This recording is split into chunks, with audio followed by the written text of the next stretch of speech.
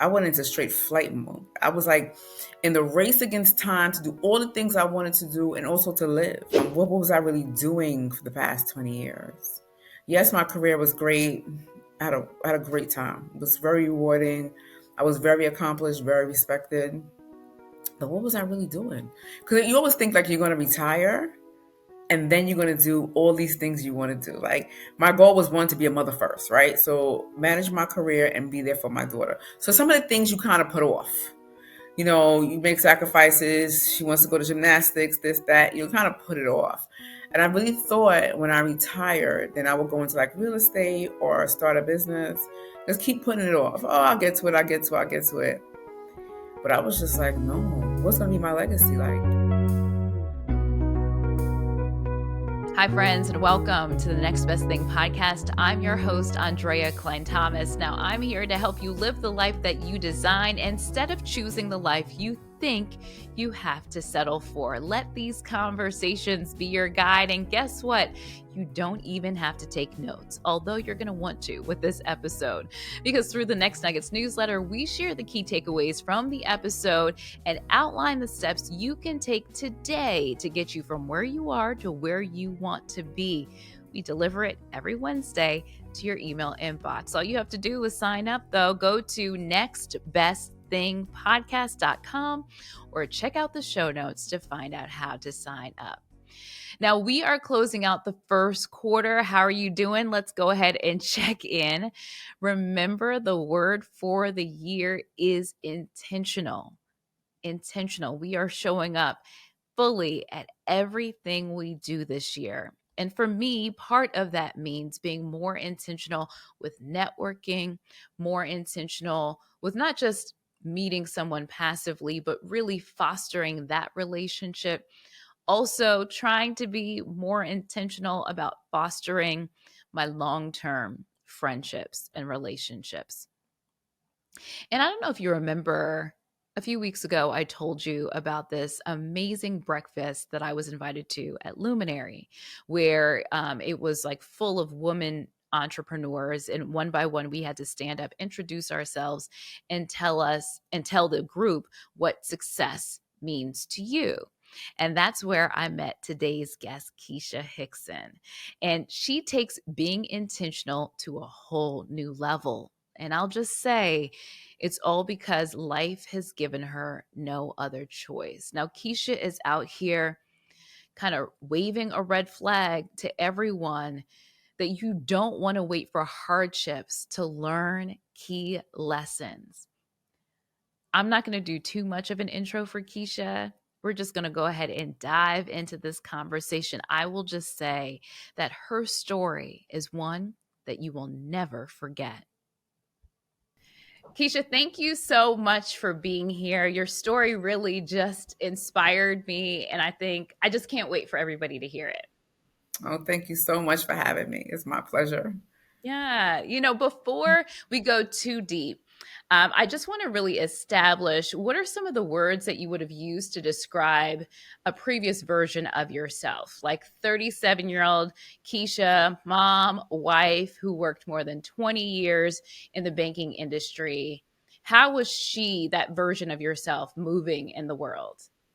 I mean, that's 8 years ago. So like you said, I worked for the bank for a long time. It was probably at that point about close to 20 years. I was a mom. I was a leader. I was a manager in sales management. I was kind of like just going along with my day, with my life. I went to school. I graduated. I started a job, and my career was booming. My daughter was 8 years old. She was flourishing. Life was okay. It was really just kind of like steady, to be honest. I was just going through the motions, just going to work every day, living the American dream. Were you chasing your dreams at that point, or were you just real comfortable? I was extremely comfortable, like extremely comfortable. I mean, at that point, like I said, I was a vice president at the bank. Everything was fine. I was coming home, taking Maddie to her extracurricular activities, doing some of my little community work. It was nothing earth shattering. I was just just tootling along. It was great though. It was really good, but I was comfortable. I wasn't doing that much to push the envelope. I was enjoying life at that point. Yeah. So tell us about that moment when you had an issue with your arm and you started going to the doctor. What did you think it was, and then what did you find out? What I thought it was, absolutely nothing. I thought I just injured my elbow. The pain persists. I seeked medical treatment. It was Martin Luther King weekend. I went to this urgent care place. I'm from Brooklyn on Flatbush and Prospect. That was the time when urgent cares became like a popular thing. So instead of going to the ER, I was like, oh, let me just go to the urgent care, have a little x-ray. It's nothing. It's going to be fine. And I'll never forget the look on the doctor's face because they took like a little preliminary x-ray and she was in straight panic mode. She was like, something is wrong. You have to go see an orthopedic doctor. I was like, calm down. It's okay. But it never in a million years I thought what it ended up being it was. Hmm. 'Cause And what was it? I was diagnosed with multiple myeloma a week later. So she made an appointment. She found the orthopedic doctor for me to go to. She found one that day. She was like, he's open tomorrow, which was Monday, which is Martin Luther King Day. And I went to see him. And he told me, oh, it may be this, it may be that. You may have to have surgery to prepare the elbow. I was like, okay. But he goes, well, let's do an MRI just to be on the safe side. That was Tuesday. Thursday, I went to read the results at his office. And it's the second time now he's met me. But once was Monday, and then on Thursday, and he said, Keisha, I know you're a straight shooter. He goes, I can just tell. He said, something significantly is wrong with you. I made an appointment for you to go see an orthopedic oncologist at Mount Sinai. I was like, okay, okay, I'll go. It's not till I walked out the office, like I played back the conversation in my head. I was like, did this doctor just say orthopedic oncologist? No, he didn't say that. I went to work and I was at my desk and I called him back. I was like, Dr. Patel, what are you really saying to me? He goes, Keisha, something significantly is wrong with you. Make sure you make that appointment. Okay. So I did. And that's what started it. I honestly just thought I injured my elbow. I never in a million Hmm. years I was going to have surgery to repair it. Never in a million years, but I thought they would have told me I have a rare, incurable blood cancer. Never, never. Yeah. How did you Okay, so getting that, when did you even start to process that diagnosis? Um, I don't even think I allowed myself to process the diagnosis because when I started doing research about it and when it said I had 3 to 5 years to live, I went into straight flight mode. I was like in the race against time to do all the things I wanted to do and also to live. Like I immersed myself in reading about clinical trials, how the disease works, treatments in the pipeline. I was like, I was just going and going and going. I started radiation. I started what's called the induction therapy, the beginning, like the first line of defense. They harvest my stem cells, and I responded well to the initial treatment, so that was great. And I just kept going. Like it was just, I couldn't stop. Of course, I had my moments. I'm not going to say I definitely had my moments alone. I had my Yes. moments, but I just had to keep going. My daughter was 8 years old. I couldn't leave Yeah. her. And you were telling me how you were just really reevaluating everything in your life Everything, in that moment. everything, everything. What was I really doing for the past 20 years? Yes, my career was great. I had a great time. It was very rewarding. I was very accomplished, very respected. But what was I really doing?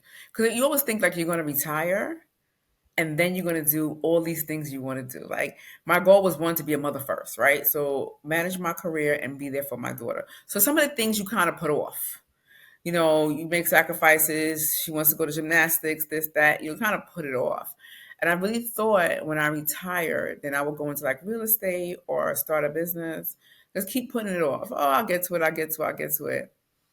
But I was just like, no, what's going to be my legacy? Like, I can possibly be dead before my 44th birthday. I wasn't even 40 yet, Hmm. right? I wasn't That's even wild. 40 yet. That's wild. And it was wild. It was a wild ride. And then also for me to be diagnosed with cancer, no one in my family has cancer. No one in my immediate family has cancer. My Yeah. grandmother lived to be 95 years old, my mother's mother. So it was a ride. And it's continues, it's still a ride because multiple myeloma is not curable. I live by diagnostic testing every 2 weeks. I'm on ongoing chemo treatment. Um, so sometimes when people you don't see it, that doesn't mean it doesn't exist, Hmm. right? And sometimes I think people forget that I have this cancer because I'm just kind of like going along. But there's days I don't feel well. I'm Hmm. suffering from like chemo brain. My stomach is always upset. But you got to push through. I've just accepted that this is what my faith is. And how do I make impact, right? How do Right. I solidify my legacy? How can I help someone else? So you just kind of keep going. And so, in talking about making impact, because that is what is your driving force right now. This is how Right. you move, this is how you live, is to make Mhm. impact. What did you realize about how you were moving before that you're like, okay, I don't want to do this anymore. This is not working for me anymore. How to make impact, especially living with multiple myeloma and thinking about how many opportunities I had to do different things, whether it's career wise or a passion you may have that you never really developed. Like just chase those dreams. Like start the book that you want to start, learn the second language, become involved in your community. So right now for me, so let's take a little step back. In 2017, I opened my first business, which was Shine and Star Kids Salon, right? Because when I was like, well, if I pass away, they're gonna say I just worked for this bank for 20 years. Like, what else did I do? And I wanted my daughter to really understand like this happened. And in the event that I was to pass away, my mother took this situation and it didn't stop her, right? To teach her resilience. Because to be facing a death sentence, you have to be resilient. Because I could have very well just said, well, this is it, and just sit back and wait and just let it play its course. But now we're Hmm. 8 years later and I'm doing well. I'm still here. I'm able to take care of myself. The disease is under control for the most part. If I didn't use that to kind of push myself, I would have really wasted another 8 years. Right. So now I started Multiple Myeloma Matters, which is going to launch this month. Yes. Right. Yes, I'm Um, excited about that. I also started taking my public speaking business a little bit more serious. Like over the Mhm. past couple of years, I've been on a few panels here and there, but in the last 6 months, I really honed in on passing the message of there was the high cost of complacency, right? We all want to be comfortable. It feels good. We want to feel comfortable emotionally, financially, but we don't realize complacency sets in and we become complacent in various parts of our lives. 10 years ago, when we talk about complacency, I would always go to the work or my career. I need to go for that other promotion or try to make more money, get a bigger bonus. But there's other parts of your life where you become complacent. And in the past few years, I really looked holistically. You may pick up one area, but another area kind of like falls off. So Mhm. as of lately, that is my message: is not wait until something critical happens or life changes for you to really say, you know what, let me go after it, because time is not refundable. It doesn't have to be really a cancer diagnosis. There were things that happened in my life before that that should Mhm. have triggered me into like, all right, let's reevaluate a couple things. But it's gonna be that one thing for that person gonna say, you know what? I have to make a shift. It could be divorce, it could be a layoff or some type of financial hardship, or you come into a windfall of money and now you have the resources to really go for that dream. I don't want it to always be like it's something negative. Something positive could happen that can give you the courage to really just make that change. So that is as of lately also I was asked to speak at a conference about invisible disabilities. And when the person approached me, I had to really think twice. But under the definition, I am disabled and I am living Mhm. with an invisible disability, right? So this particular talk is around handling invisible disabilities in the workplace, Mhm. right? So that's something that has come up. And again, I did some retrospect about that when I was still working for the bank and going through my treatment. The constant going to the doctor, you have to do FMLA. You don't want to talk to your manager about it, how to go about it, because you want to be seen like now you can't perform your duties, right? Right. it definitely took me back to a time. So I'm happy to speak about that. That's coming up in another week and a half. But Mhm. just a lot of things you don't really think about as you continuously move forward and just trying to get to the next step or keep moving forward. You forget all these little steps that got you to where you are. So Yeah, if that makes sense to you, you know, I can talk forever. no, no, it completely makes sense, and for those that are listening and not watching on YouTube, Keisha is fly. She is fly child. She got her red lips, she got her tangerine sweater on. She's always fly. And I remember you showing me a picture of you. You were going to treatment. And I was like, you look so cute. You had this dress on, you had your lip, your hair, all done. You're all done. So I just wanted to know, what Thank does you. showing up mean to you? Because that's something you take very seriously, is how you're showing up, not in terms of just what you look like, but just being present in the moment. You know, this is a trick that I've always taught myself from my corporate days. If I had a presentation or I had to go meet with a high net worth client to close the deal, I would get dressed up. I'll be in the mirror talking to myself, girl, this is it.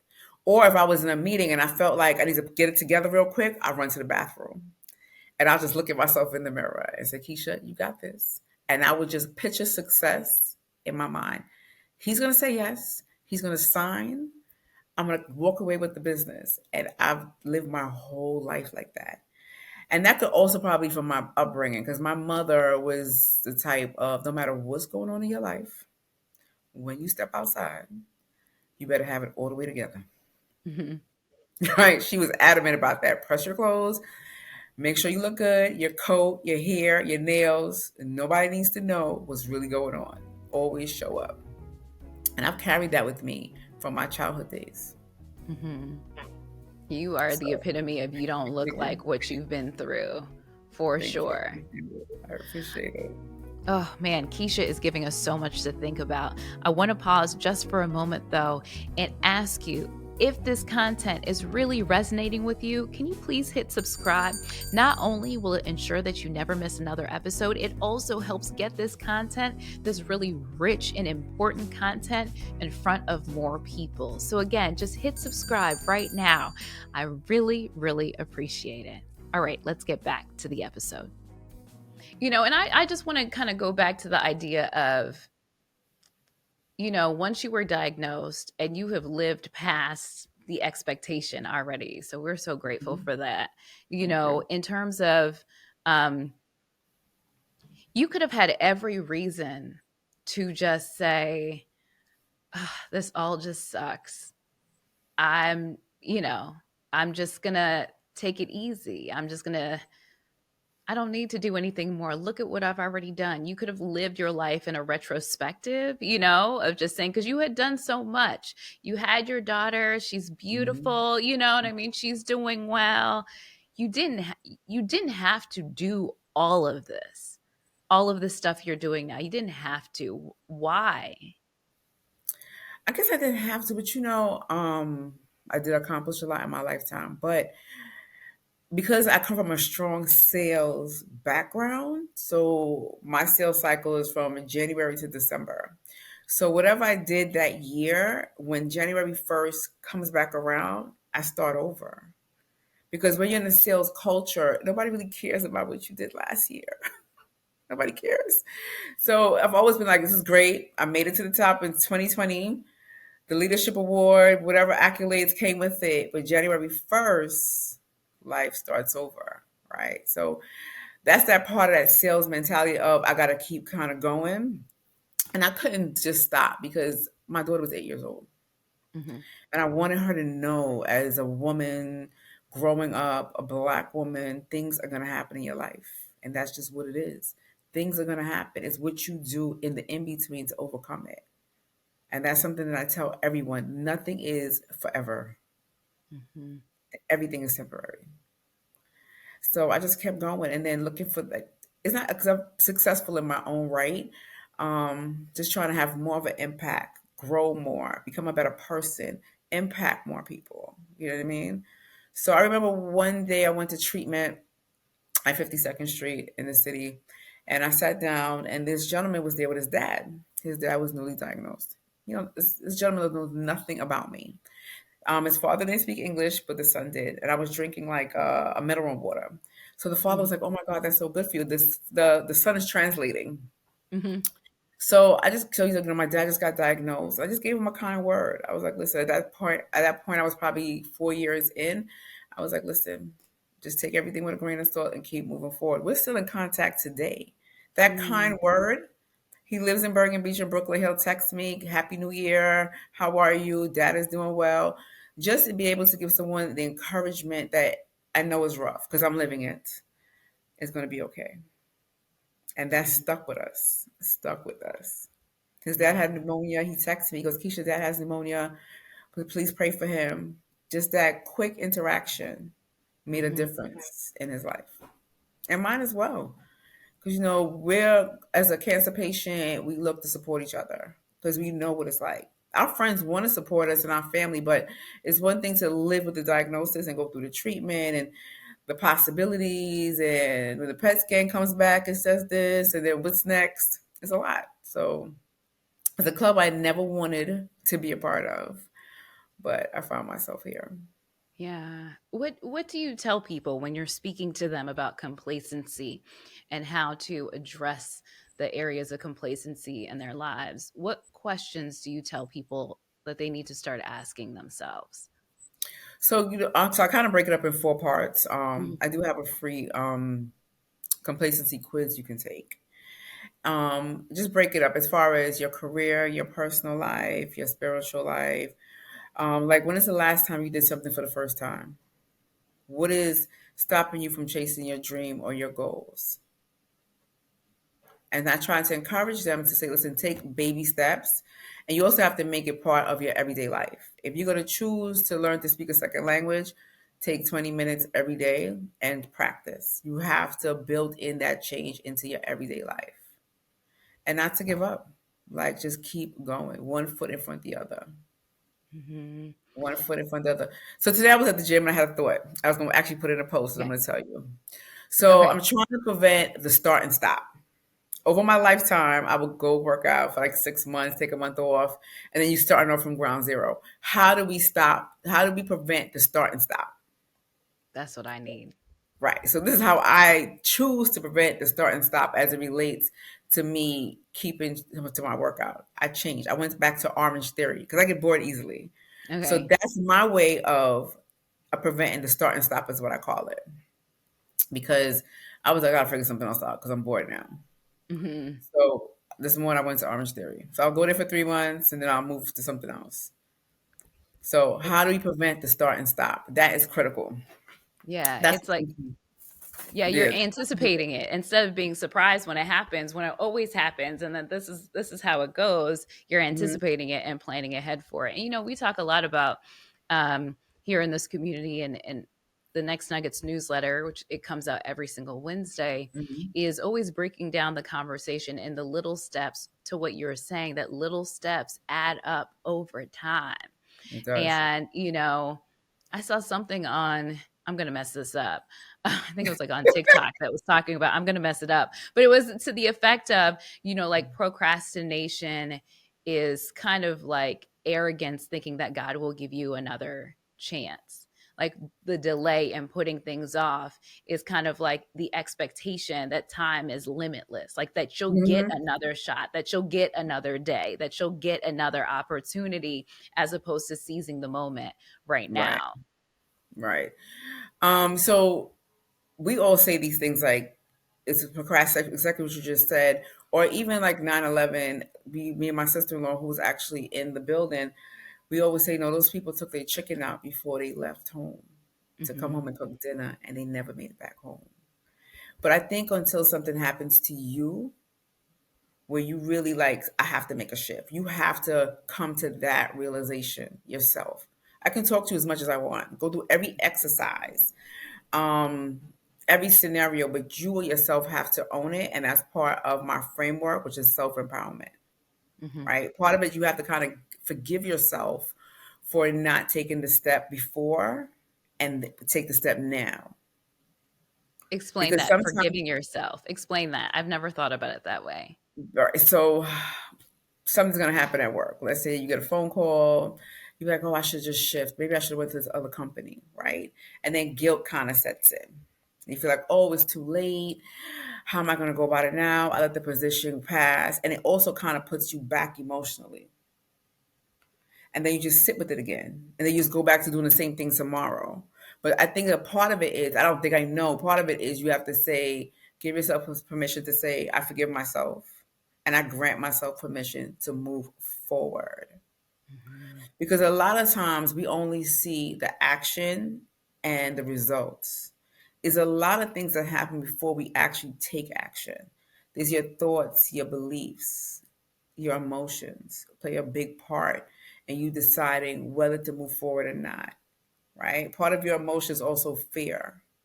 What are you afraid of? Fear of change, fear of the unknown, fear of not being successful, fear of what someone else may think, right? Or even fearful to put that extra thing in your life. But sometimes, like, oh, my plate is so full. How can I do this? Watch TV 30 minutes less. There's always a time that you can kind of fit in these little small steps to, like you said, little baby steps add up. So you have to give yourself permission. Mhm. You've talked about legacy a bit. What do you want your legacy to be? I definitely would like my legacy to live on, that I Mm. used my cancer diagnosis to empower others, especially women, because I feel like women are always waiting to retire, waiting for their kids to finish school, or waiting for their husband to get the promotion before they do what they want to do, right? How do I inspire others to start taking the steps to change? Like, I dare you to change. There's Mhm. growth, there's happiness, and there's legacy on the other side of complacency. Mhm. Very Even for good. myself, I still struggle with it sometimes. Like, I have this whole plan. I'm going to do this on Wednesday, and sometimes I don't feel like it, but I have to do it because I'm never going to get this Wednesday back. How do you live How do you live where I've heard people who have had cancer, and you kind of referenced it here a little bit, where you're going from scan to scan, where you're not just in that hyper vigilance or that anxiety, or how do you address that? Oh my God. So the scans are the scans, and I go to the doctor every other week. Last year is the first year I had a real moment. When I took my PET scan and biopsy last year, it came back that I may be going the wrong way, meaning the cancer is not growing. And for like 3 months, I did the bare minimum. Because now, what's my life going to be like on a new treatment plan? Am I going to respond to the new treatment plan? Can I function on the treatment plan? Because right now, I function well on the current chemotherapy I'm on. Like, I'm sick a couple Mhm. hours here and there, but for the most part, I'm okay. Mhm. Um, it's a lot. It's definitely mentally tasking, right? Mhm. I didn't even tell anybody about that last year because now it's kind of like I have to manage them and me. Keisha, how you feeling? When you going back to the doctor? What they're gonna say? So I didn't even tell anybody until the second biopsy came about, and I actually talked about it on this year in January on my anniversary date. It was important for me to talk about it because I don't want to put, put off everything is great. I want to give you a real reality of what it is living with Mhm. a critical illness. They are very scary moments, right? You wake up in the middle of the night, you have palpitations, you be like, what's happening? Like, it's always something to think about.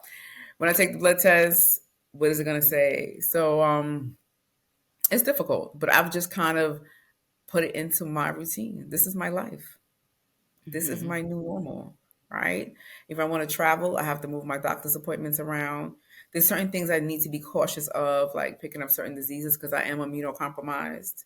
When Mhm. I do travel, I have to walk with wipes, wipe down the airplane, where the whole plane, the tray, the Mhm. arms. Like, I take precautions, but it's part of my DNA now. It is what it is. And I always look at the brighter side of things, that I'm able to do all the things I can do while I'm on treatment and still fighting this critical illness. Because it really could be worse. It really could be Mm. worse. I love your perspective. Yeah. I love your perspective, and I love how you're managing this. And I was telling you that my cousin had multiple myeloma, and she was the exact same way. That Mm. she always went on the trip. I mean, even before it, she enjoyed herself. She enjoyed her life. And even when she, had dialysis, and that's just really Mm. hard to manage in terms of um, traveling and stuff, she still traveled. You know what I mean?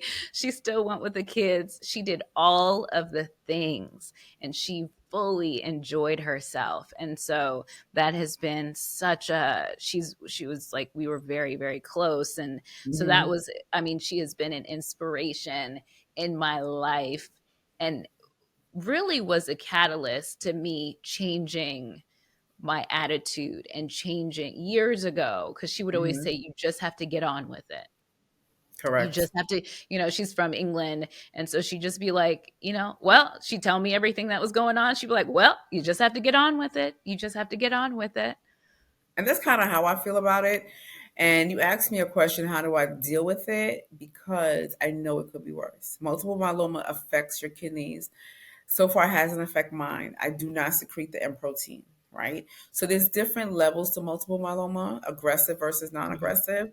So those are the things that I look to that I am doing well. Because if I had to go to dialysis 3 times a week, my life would be a little bit different. Mhm. I wouldn't be able to do probably 80% of the 80% of the things I'm able to do, right? Multiple myeloma also affects your spine because those are smaller bones. My spine is intact. I have lesions other places, but my back is 100% intact. So I always look to the brighter side of things. It could be worse. Yeah. And your work is far from done. It's not. So outside of having multiple myeloma, I had blood clots 3 times, pulmonary embolisms 3 times, right? So I'm here for a reason. He'll scare me every now and again, like get it together. I have you down here for a reason, and I'm gonna live true to that. Live true to that. I made it through COVID, so many things. I'm still here. So I'm going to use my time wisely and hopefully make an impact, leave my legacy. And I will be here for another 40 years. I've made up in my mind that I'm going to live another 40 years. I co-sign that. I co-sign that. I believe it. It's between God and the medical advancements in the myeloma space, so many new drugs have been approved since I've been diagnosed. And Mhm. Lord knows what's in the pipeline. So I'm convinced I'm going to be here. Yeah. So get used to me. Yeah. All and your over. and all of your fabulousness. The Thank you so last much. Thank you. the last segment is Act Up ACT. Those are my initials, where we ask people how to get from where you are to where you want to be. If somebody's listening to this right now and feeling like, man, I am complacent in this very specific area of my life, what's one thing they can do today to get them closer to where they want to be? Just okay. So I'm gonna tell you what I tell when I'm doing my talks or coach. I'm gonna give you 3 things to think about. One or 3 goals. I want you to think of a short goal, something you can do in 4 weeks. All right. Sometimes we get overwhelmed with these big grandiose. Oh, I'm gonna just paint the whole house. Let's just start with the closet. Give yourself a task that you can complete and feel good about yourself. And it could be cleaning out the garage, organizing your cabinets. Pick a short goal. Complete it. Document how you feel about it. How did it make you feel to finally scratch that off the list? Then move to another goal. Let's say a time frame of 2 to 6 months. Complete it. And then let's go for the big one, the 12-month goal, right? And just chip away at it, right? When we set these goals, similar to like these vision board parties, I think it's important to really understand what you need to be successful, right? People, skills, any external factors that may come up, and be realistic of what's going on in your life, your current workload, your family obligations, but weave it in, right? That 6 month goal may take you 12 months, but the key is do something every day or on schedule. If you're going to work on it Tuesday, Wednesday, and Thursday, stick to it. The same way how we show up to work every day, show up for yourself every day. I dare you to change. Dare to change. That's a dare. That's a dare. I love Yeah. that. I really love how you frame that. How can we keep in contact with you? How can we support you? Oh, you can follow me on LinkedIn, Keisha Hickson, Hickson, or the real Keisha Hickson. Or you can go to my website, KeishaHickson.com, and schedule a call with me if you want to talk more about how I can help you come from a place of complacency to inspired productivity. I do take calls, 15-minute consultation calls, and see how we can work together. And you can also download my free complacency quiz. And you can go through the quiz. It will tell you the parts of your life that you are complacent. And then you can decide which one you want to tackle first. Keisha, you are such an inspiration. I'm so glad we met at that breakfast. I've been thinking about Oh, our conversation ever since, honestly. so, Yeah, no, I can't wait. And I can't wait to support you and oh, show up at your events because you are super special. And you are thank you right so that much. your impact, like you're just scratching the surface of your impact. It's going to be Thank you bigger so, than you can even imagine. So thank you I'm just so much. continue prayers for healing and good health and good health. Likewise. It's been a pleasure meeting you. We met like maybe 2 weeks ago. Yeah. We had a great time at breakfast. Thank you for all your encouragement, your tips about media and how I can move forward. I love the conversation. I look forward to us expanding our relationship, our Yes. friendship, and Yes. also likewise, anything I can do to support you as well, please. I'm only a phone call away. Likewise. Thanks for listening to The Next Best Thing with Andrea Cline-Thomas, a Mountain Court Media production. The music was written, recorded, and produced by Gavin Casey, also known as Dark Purple. Now, if you like what you heard, please subscribe, give us a 5-star rating, and write a comment on your favorite podcast platform. And don't forget to share it with friends. I hope this episode helps you on your journey. See you next time.